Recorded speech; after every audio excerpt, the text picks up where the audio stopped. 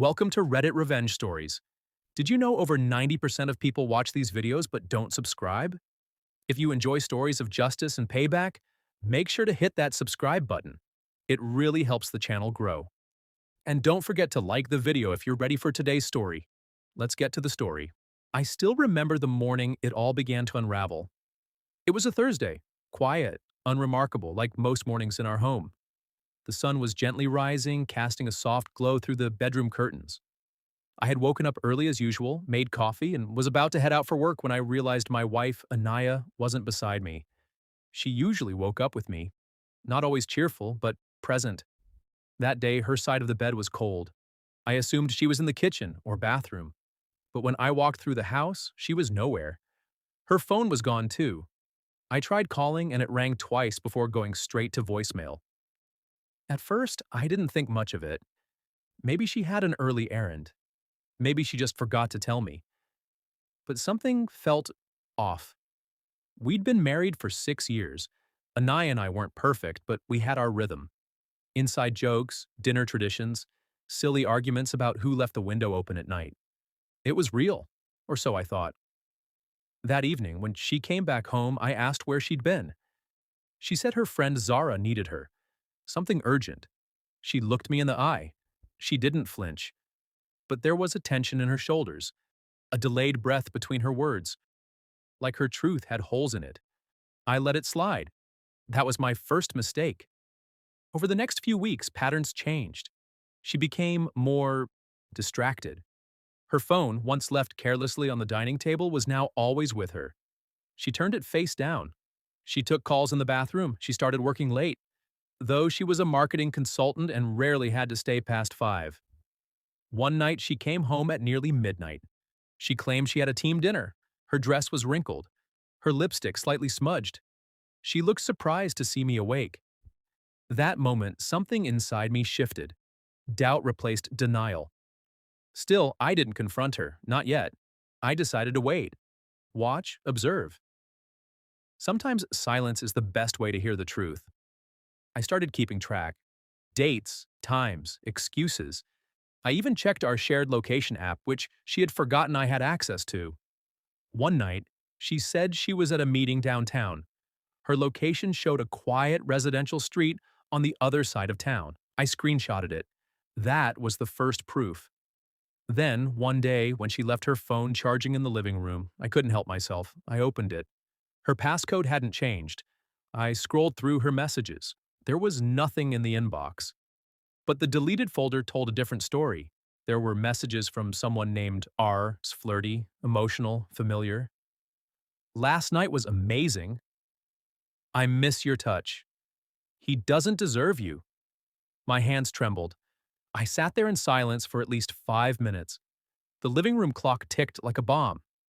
The walls, once warm and filled with memories, felt colder, smaller, like I couldn't breathe. I didn't confront her right away. I needed to know everything first. Who he was, how long it had been going on, what she said about me. So I played the role. The loving husband, calm, normal. Every day felt like a performance, but I was collecting pieces of a puzzle. I even began pretending to work late myself so I could follow her. And one evening, she led me straight to him. A hotel. One of those boutique places in the city center. I waited across the street in my car. Watched her walk in. 15 minutes later, I saw a man enter. Tall, dark hair, confident posture. I couldn't see his face clearly, but the way he leaned in and kissed her just before the elevator doors closed, that told me everything. I wanted to storm in, punch him, scream at her, but I didn't. That would have been a reaction. I wanted a strategy. When she came home that night, I acted tired, disinterested. I didn't ask where she'd been, and that, ironically, made her nervous. She started being nicer, making me coffee, offering back rubs, trying to make small talk. Guilt is a strange thing. It makes people overcompensate. In those moments, I realized something. I had power, and she didn't know I knew. And that made every move she made transparent to me while mine remained invisible to her. That's when I started planning my revenge. I wasn't going to scream or expose her right away. That would have been too easy. No, I wanted her to feel the same weight I'd carried, the slow burn of betrayal, the confusion, the pain, and the moment when everything you believe is torn apart. I started making copies of everything, screenshots of messages, photos of her with him, bank transactions. I even found a second email she was using, tied to a name I didn't recognize. She had created a fantasy life, parallel to ours. That's when I realized the depth of her deception. This wasn't a fling. It was a double life. We had a shared savings account for a future house. I discovered she'd secretly withdrawn a large portion and moved it into an account under her name. Probably for him. Maybe for herself. Either way, it was stolen from us. From me. And still, I said nothing. Instead, I started making changes, quietly. I met with a lawyer. Not to file for divorce yet, but to understand my rights. I started moving money into a separate account. I transferred my name off our joint liabilities and ensured my credit wouldn't be impacted. Then I did something even colder. I began recording her. I placed a tiny voice recorder in the living room lamp, another in the bedroom smoke detector. I captured late-night phone calls, him calling her baby, her telling him she couldn't wait to be free. Free from me. The pain didn't crush me anymore, it energized me. Every lie she told made me sharper, stronger, colder. And then I began setting the trap. I made her think I wanted to take a weekend away, a reconnect trip, just the two of us. She looked shocked, maybe even guilty, but she agreed. I booked the stay, packed our bags, drove us to a remote cabin up in the hills. I treated her kindly, lit a fire, made her dinner. She almost seemed to believe that I had forgiven everything she thought I didn't know. That night, as she slept, I opened her phone again. Another message from R. He was asking when she would be free. She replied, "Soon." This trip is just a formality.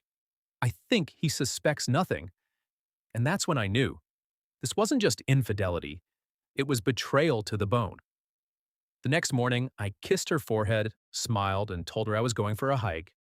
I drove down the mountain, sat in a roadside cafe, and hit send on the first phase of my plan. I emailed every bit of evidence, photos, screenshots, recordings, to myself, my lawyer, and a trusted friend. Then I sent a copy to her parents and his wife. Yes, he was married too. What came next would be the storm they both never saw coming. I sat in that roadside cafe for almost 2 hours after sending those emails. The bitter coffee tasted sweeter than usual, not because it was good, but because I had finally taken back control. No more second-guessing myself. No more pretending everything was fine.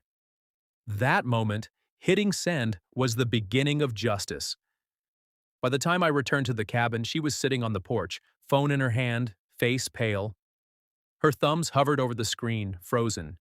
She didn't even notice me until I slammed the car door. She looked up, startled. You came back fast."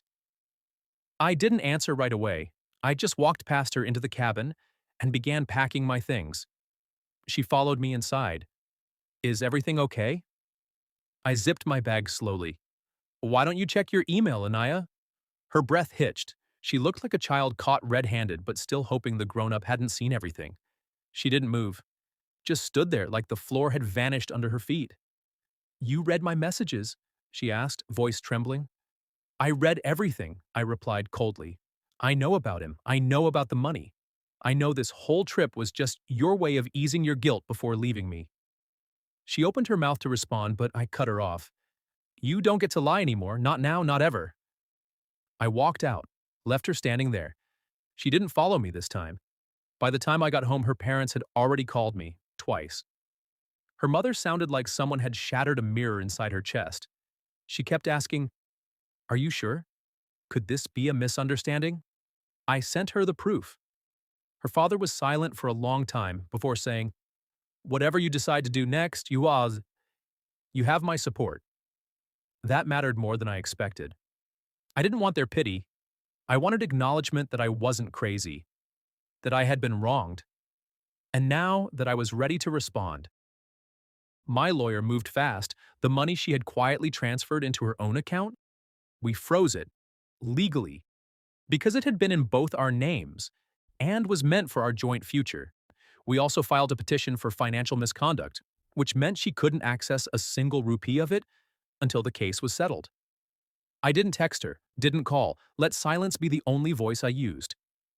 A week passed before she returned home. She looked thinner, more tired. The same woman who once stood tall with pride now walked in with her eyes downcast.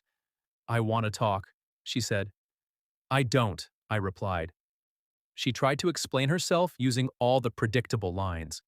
"I didn't mean for this to happen. We were drifting apart." I was confused.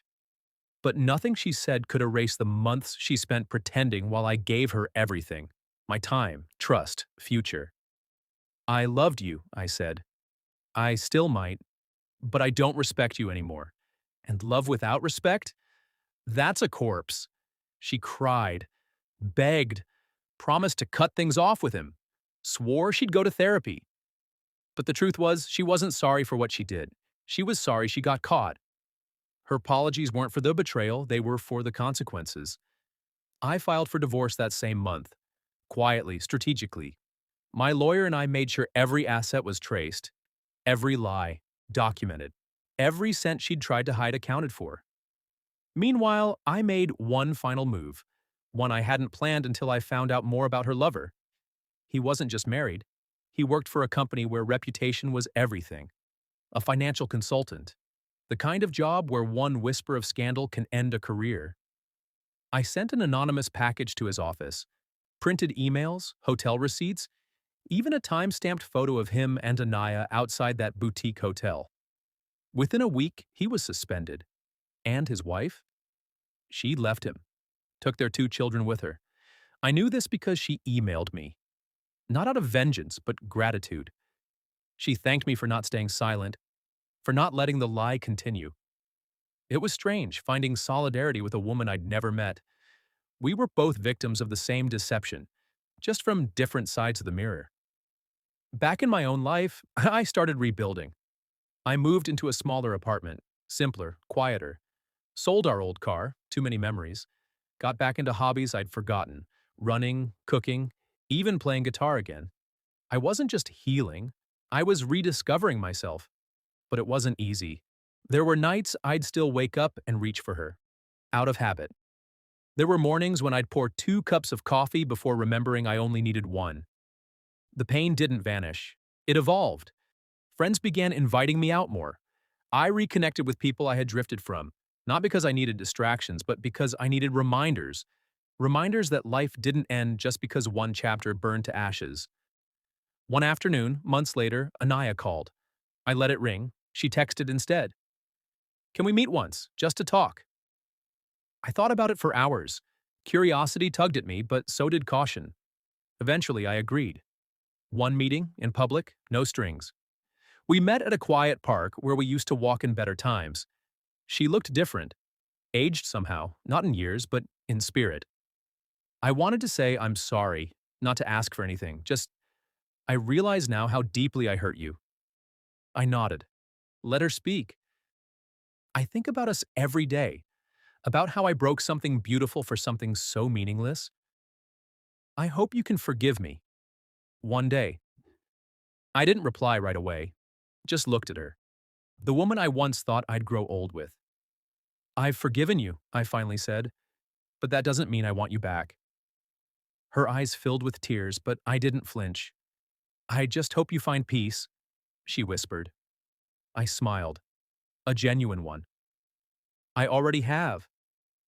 As I walked away, I realized something profound. Revenge isn't always about destruction. Sometimes the best revenge is resurrection. Rising from what they tried to bury you under. Becoming stronger than the betrayal.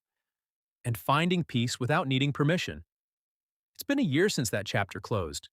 A year since I let go of the rage, the sadness, and the love I had poured into a woman who saw me as disposable. People say time heals all wounds. I don't fully agree.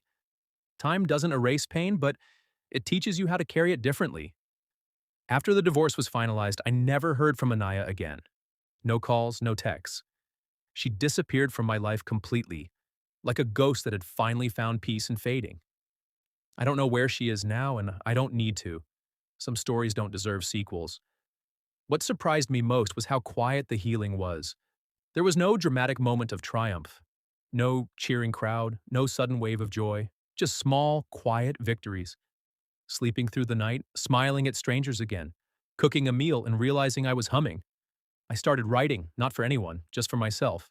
I wrote about trust, pain, resilience. Eventually, I shared a few entries online, anonymously. People resonated with it. Some reached out, thanking me. Others shared their own stories of betrayal. In that shared hurt, I found something beautiful: connection.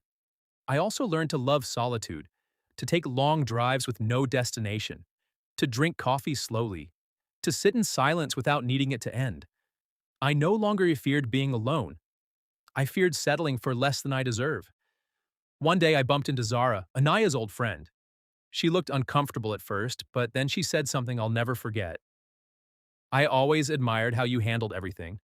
Most people would have exploded. You didn't just survive it, you rose above it." I thanked her and walked away. That was enough. I don't believe in fairy tales anymore, but I do believe in second chances, the kind you give yourself. Not everyone who betrays you deserves revenge. Some just deserve to see you live well without them. My story isn't about heartbreak, it's about clarity. It's about rising with scars and turning them into armor. And most of all, it's a reminder: when someone breaks you, don't just get even, get better. That's what I did, and I've never looked back.